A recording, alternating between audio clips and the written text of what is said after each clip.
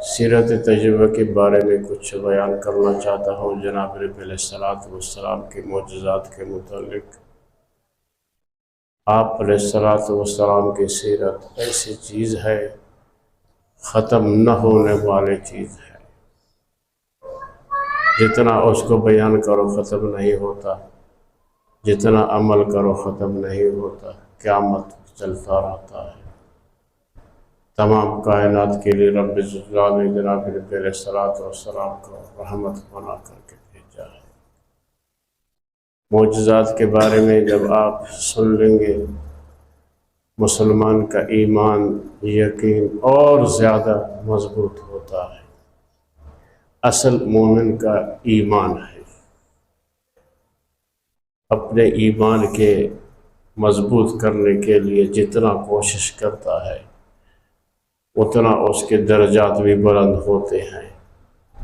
انبیاء کرام کی صفات میں سے ایک صفت، انبیاء کرام اولو العزم ہستی دنیا سے رحلت ہو چکے ہیں۔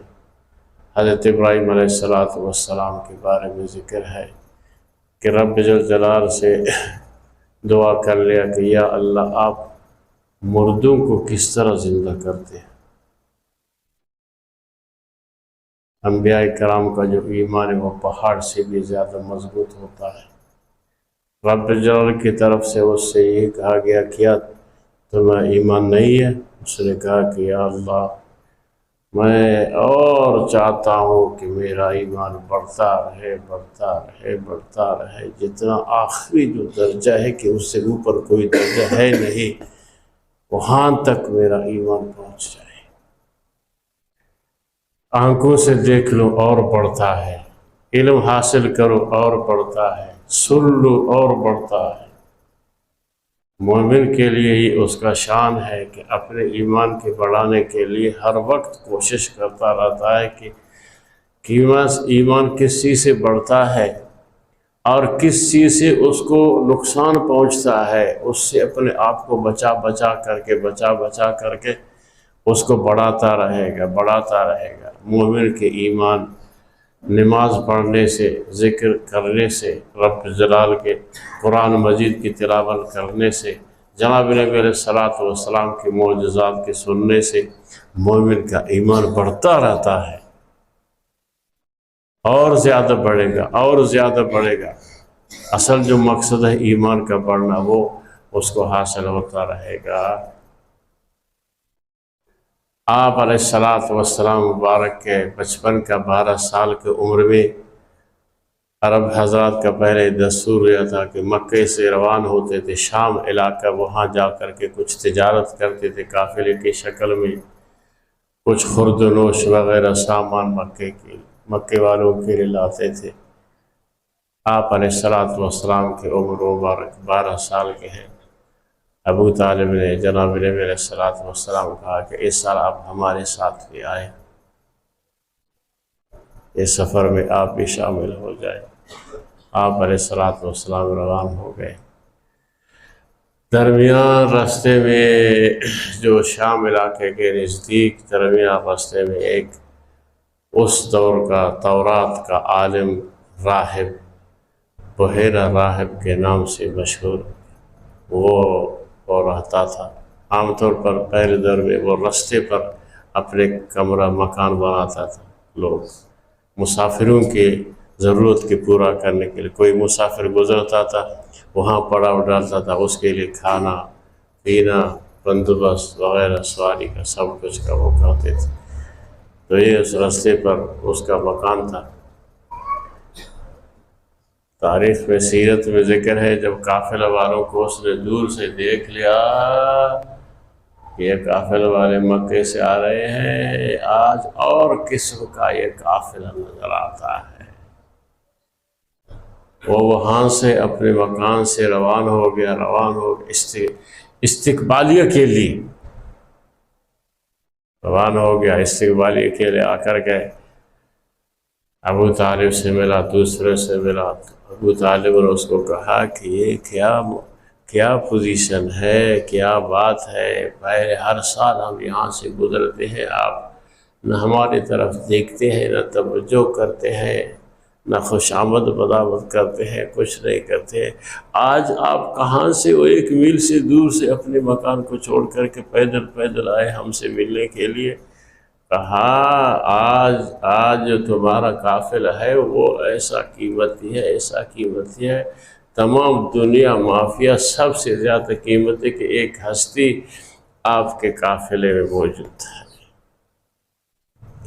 وہ جا کر کے جناب نبی کریم صلی اللہ علیہ وسلم کے ہاتھ میں پکڑ لیا کہ یہ ہستی موجود ہے، میں دور سے جب تمہیں دیکھ رہا تھا کہ تم آ رہے تھے تو اس کو میں نے دیکھ رہا تھا کہ وہ درخت جس درخت سے گزر رہا تھا وہ درخت ایسی سلام کرتا تھا، اس کو سجدے کی شکل نظر آتا تھا درخت کا، اور جو پتھر سے گزرتا تھا پتھر بھی اس کو سلام کرتا تھا۔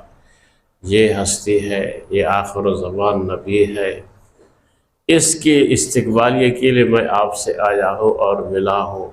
آؤ آج میں آپ کے مہمانے کا بندوبست کر لوں، آپ میرے مہمان، سارے قافلہ والوں کے لیے کھانے کا بندوبست۔ اور روایت میں ہے جب کھانا تیار ہو رہا تھا، آپ علیہ السلام ذرا باہر گئے تھے اونٹوں کو چرانے کے لیے، جب وہاں سے آ رہے تھے آپ علیہ السلام مبارک کے اوپر ایک بادل سایہ کر رہا تھا، وہ بادل سایہ کر رہا، جہاں بھی جناب نبی علیہ السلام تشریف لے جاتے تھے ایک بادل ہمیشہ سایہ کرتا اللہ تعالیٰ کی طرف سے۔ جب وہاں آ گئے کہ ایک درخت کے نیچے سارے لوگ بیٹھے ہوئے ہیں، تو آپ علیہ السلام درخت سے ذرا اس طرف بیٹھ گیا تو درخت ایسی ڈھل کیا نبی علیہ السلام کی طرف، سارے لوگ حیران ہو گئے۔ انہوں نے ان کے لیے دعوت کر لیا۔ سیرت میں ذکر ہے کہ یہود یہ مسلمانوں کے اسلام کے دین کے ازلی دشمن، یہود اور نصارہ، ان سے آپ بہت زیادہ اپنے کو بچاؤ، ان سے زیادہ تعلق نہ رکھو، اپنے آپ کو بچاؤ، یہ خطرناک، یہ زہر قاتل، زہر بھی اس سے ذرا اچھا ہے کہ آدمی اس کو سمجھتا ہے کہ یہ زہر ہے، یہ سمجھ میں نہیں آتا ہے زہر سے بھی زیادہ، سانپ سے بھی زیادہ خطرناک یہ مخلوق ہے، اس سے اپنے آپ کو بچانا۔ ابھی آپ نہیں دیکھ رہے کہ کیا پوزیشن آپ کے ساتھ ہو رہا ہے، ایسے بے دردی کے ساتھ ایسا بمباری کہ مسلمانوں کے بیچارے کتنے لوگ بے گھر ہو گئے، کتنے بیوہ ہو گئے، کتنے یتیم ہو گئے۔ تو انہوں نے حساب لگایا تھا کہ اس تاریخ کو اس ٹائم پر، اس سے پوچھا کیوں ہے، کہا کہ ہم نے حساب لگایا ہے اس تاریخ کو اس ٹائم پر، یہ آخر الزمان جو نبی وہ آپ کے پریشان ہو گیا، حیران ہو گیا کہ ان کو کون سمجھائے۔ اس نے بات کو ٹال دیا، کرتے کرتے باہر کے ان کو روان کیا۔ پھر حضرت وہ آ کر کے جناب نبی علیہ السلام کو کمرے سے نکال کر کے آپ علیہ السلام کے چاچا سے ملا کہ اس کو جلدی واپس کرو، میں راشن سارا دیتا ہوں، میرے پاس راشن ہے، راشن کی ضرورت، سارا راشن جمع کر لیا بطور تحفے کے جناب نبی علیہ السلام کے لیے۔ کہا اس کو شام علاقہ مت لے جانا، وہاں لے جاؤ گے یہ یہود تورات کو پڑھ کر کے اس کو جب دیکھ لے گے، جیسا کہ میں نے جناب نبی علیہ السلام کو دور سے پہچان لیا، وہ اسی طرح دور سے اس کو پہچان لیں گے، اس کو تکلیف دیں گے، بالکل مت لے جاؤ، اس کو واپس کرو، یہ سارا راشن بطور تحفہ کے میں دے رہا ہوں۔ بتا رہے ہیں کہ ابو طالب نے پھر حضرت صدیق حضرت بلال کو کہا کہ ابھی اس کو لے جاؤ واپس مکہ مکرمہ۔ آپ علیہ السلام کے بچپن سے کیسے معجزات کہ اللہ تعالیٰ جب حفاظت کر لے کس طرح حفاظت